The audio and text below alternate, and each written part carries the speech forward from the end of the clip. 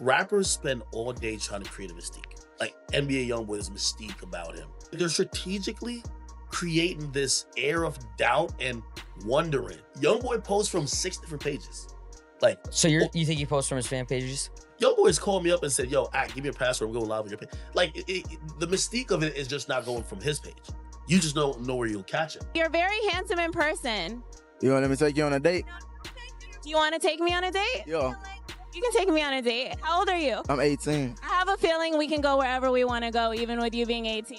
For sure. Okay.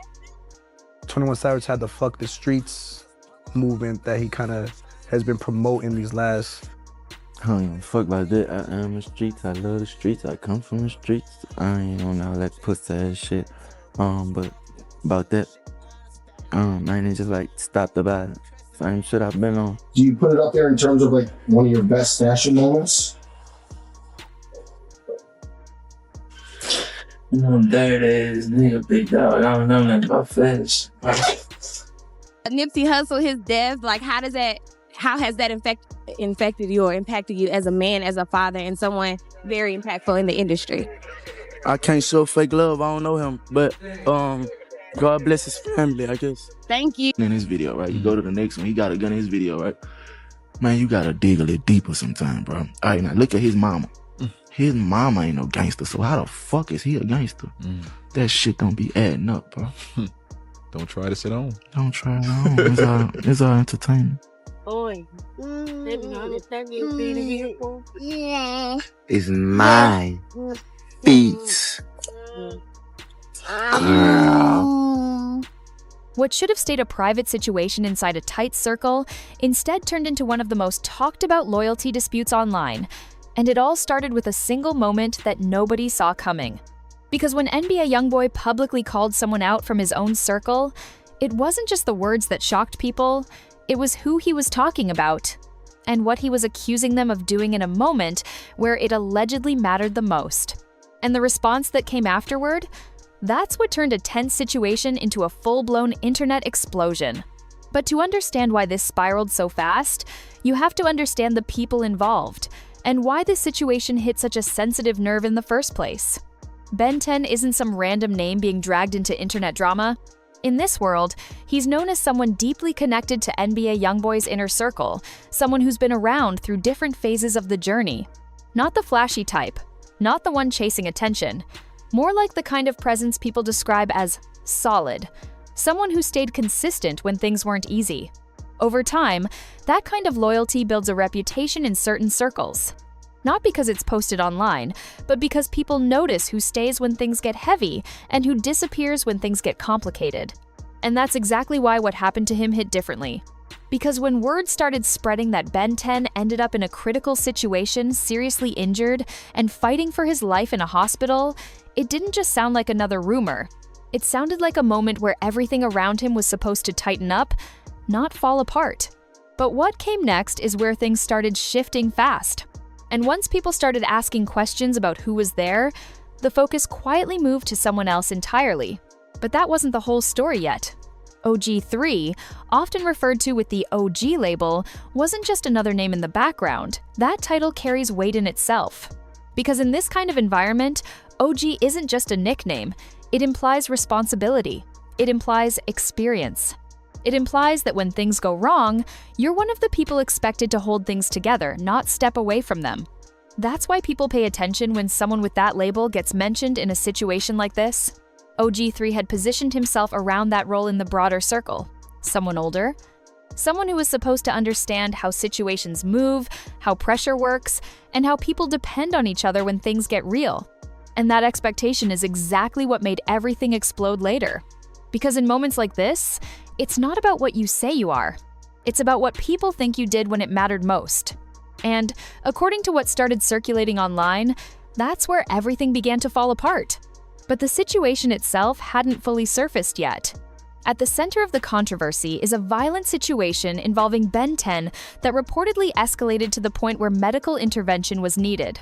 The details that spread online painted a serious picture, one where he wasn't just injured, but in a condition where time and response mattered. And in any situation like that, the first thing people start asking is simple: who was there? Who stayed? And who wasn't around when they should have been? That's where the conversation shifted toward OG3. Because as the story circulated, so did claims and speculation about where he was during those critical moments. Nothing about it was officially clarified in a clean, detailed way that shut down rumors. Instead, the gaps got filled by online commentary, reaction pages, and people trying to piece together what happened. And once that kind of narrative starts building online, it rarely slows down. It accelerates. But the biggest turning point wasn't even the incident itself. It was what came after. As the story spread, one idea kept repeating across social platforms: that OG3 was somehow present or nearby during the situation, but didn't stay in the way people expected him to. That's where things turned from "what happened" into "what did you do?" And in circles where loyalty is everything, that's not a small shift. Because once people believe someone left during a critical moment, the entire perception of that person changes instantly. It stops being about status. It stops being about titles. It becomes about character. And that's when the internet started dividing into sides, people defending, people questioning, and people waiting for a response that would clear everything up. But what came instead only made things louder. Because NBA YoungBoy stepped in publicly. And when that happened, everything escalated in real time.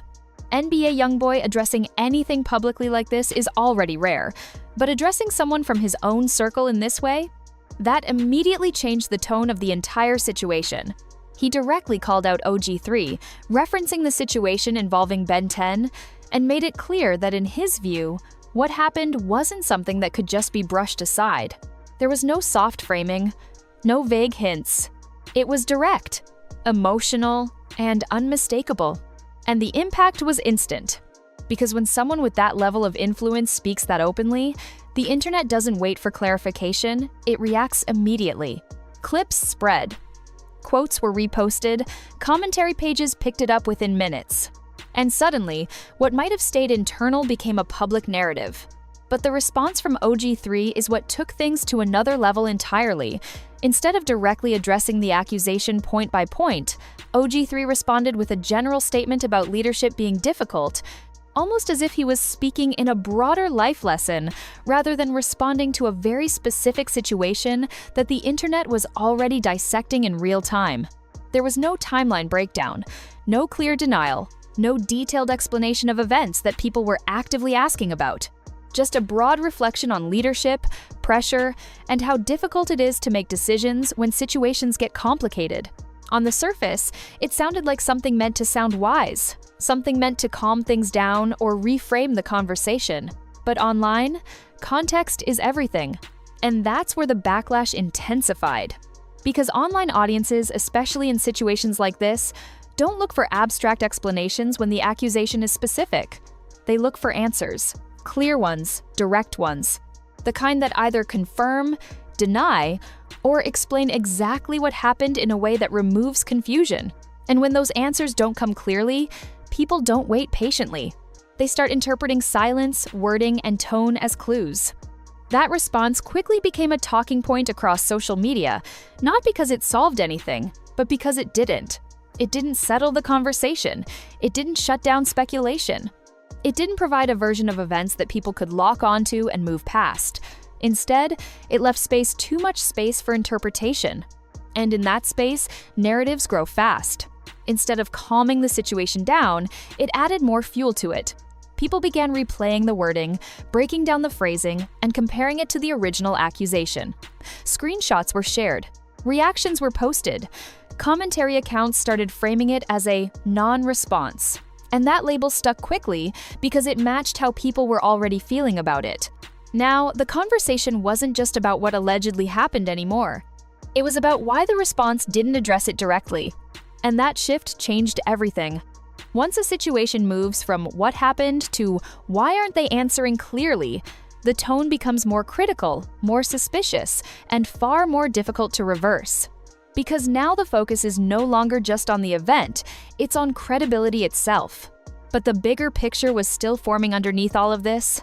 In hip-hop culture and street-influenced environments, the term "ogi" isn't just a label used for respect or age. It's a responsibility-based identity. It carries expectations that go beyond presence or reputation. It implies that when pressure hits, you don't disappear, you don't deflect, and you don't step back into abstraction, you step forward and face the moment directly. That's why this situation didn't stay as just another online debate. It turned into a loyalty test narrative almost instantly. Because people weren't just reacting to one moment in isolation, they were evaluating what that moment said about everything else attached to it. Past behavior, present identity, and perceived responsibility all got pulled into the same conversation. And once that happens, the situation stops being about one incident and becomes about character as a whole. In that environment, silence gets interpreted, vagueness gets analyzed, and every word or lack of direct words starts carrying weight far beyond what was originally intended. If someone with an OG role is perceived to have left during a critical situation, then the question naturally expands. How solid is that role really? And how much of it was image versus action? At the same time, NBA YoungBoy's reaction reinforced something else entirely. His emphasis on loyalty within his circle isn't just talked about, it's enforced publicly when he feels a line has been crossed. That's why this situation didn't fade quickly. It became symbolic. Not just about the individuals involved, but about the idea of loyalty under pressure. In the end, Ben 10's situation becomes the emotional center of the entire story. Someone who went through a life-threatening moment that shifted everything around him. Octre, whether fairly or unfairly in the public eye, becomes tied to one of the most controversial loyalty narratives circulating online. And NBA YoungBoy's decision to speak publicly ensures the situation doesn't stay quiet or contained. Instead, it becomes something the internet keeps dissecting, replaying, and debating. Because at the heart of it, the question isn't just about what happened that night. It's about something much bigger. When pressure hits and everything is on the line, who actually stays and who doesn't? And once that question gets asked publicly, it rarely disappears.